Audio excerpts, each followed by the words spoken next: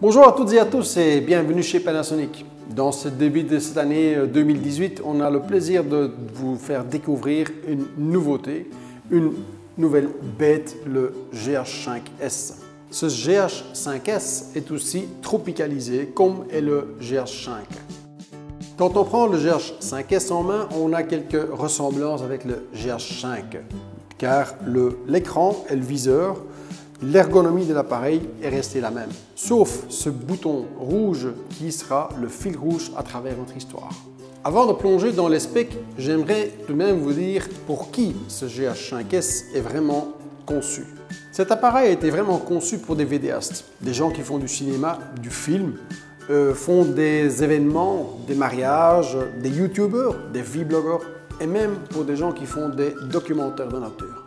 Le GH5S avec le S de sensitif, car il a un ISO qui va de 160 à 51200 et en plus il a un double ISO natif, un de 400 et un de 2500 qui est unique pour Lumix. Vu que le GH5S a été conçu pour le vidéaste, le temps d'enregistrement est illimité, évidemment. Donc on enregistre sur 2 cartes SD. Le capteur du GH5S a été changé. C'est un capteur entre-temps de 10 millions de points d'image, donc le pitch du pixel est 2 fois plus grand que celui-là du GH5. Ce qui veut dire qu'il est encore plus sensitif à capter de la lumière. Nouveau pour le GH5S est qu'il peut filmer en cinéma 4K en 50p et cela sans cropping. La qualité est garantie car on peut enregistrer en 4:2 10 bits en interne ou en externe. La nouvelle fonction Slow Motion va jusqu'à 240 images par seconde. Et il a aussi évidemment le Variable Frame Rate. Le GH5S est évidemment prêt pour les nouvelles normes vidéo, c'est-à-dire du 4K HDR et du HLG Hybrid Lock Gamma. L'HDR, c'est le High Dynamic Range qui vous permet d'avoir une plage dynamique encore plus grande qui se rapproche le plus de l'œil de l'être humain. La façon de faire la mise au point est toujours conçue sur la technologie DFD, Depth From Defocus.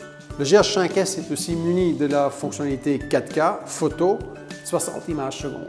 Sur le GH5S, on peut choisir son aspect dans lequel on va filmer du 4:3 pour l'anamorphique, du 16:9 pour filmer en 4K ou en Full HD, ou même du 17:9 pour du cinéma 4K. Est-ce qu'on peut photographier avec cet appareil? Certainement, en RAW, même en 14 bits, qui représente plus de 4398 billions de couleurs. Sur le GH5S, on retrouve les mêmes fonctionnalités pour faire la mise au point. Sur un point, sur 225 différentes zones, un objet en mouvement ou autre. Mais saviez-vous qu'il y a aussi un menu qui vous permet de personnaliser votre mise au point? On a évidemment aussi pris soin du son, car le microphone intégré est là pour monitoriser et pour supprimer le souffle. Comme sur le GH5, il y a aussi un mode nuit qui vous permet de changer le viseur et l'écran en monochrome. Deux nouvelles choses qui ont été intégrées, c'est le Live View Boost qui vous permet d'avoir un écran plus clair et une assistance pour faire la mise au point manuelle avec un agrandissement de 20 fois. Il y a différents connectiques, une broche pour microphone, pour les casques, l'HDMI type A et un USB 3.1. De l'autre côté, on retrouve l'entrée pour la télécommande et le double slot SD pour des cartes mémoire UHS 2. L'application qui est à télécharger gratuitement peut toujours être utilisée et en plus, elle est prête pour le Wi-Fi 5G et le connectique en Bluetooth V4.2. Quels sont maintenant les accessoires que l'on retrouve dans la boîte? Dans la boîte, on trouve le câble TC pour le Time Control, comme pour usage multiple de caméras. Évidemment, le chargeur pour la batterie ou alors le câble pour raccorder sur le USB-C pour le chargement direct dans l'appareil. Et en finale, une broche pour bloquer les câbles HDMI. L'accessoire XLR pour l'audio est toujours d'application pour le GH5S.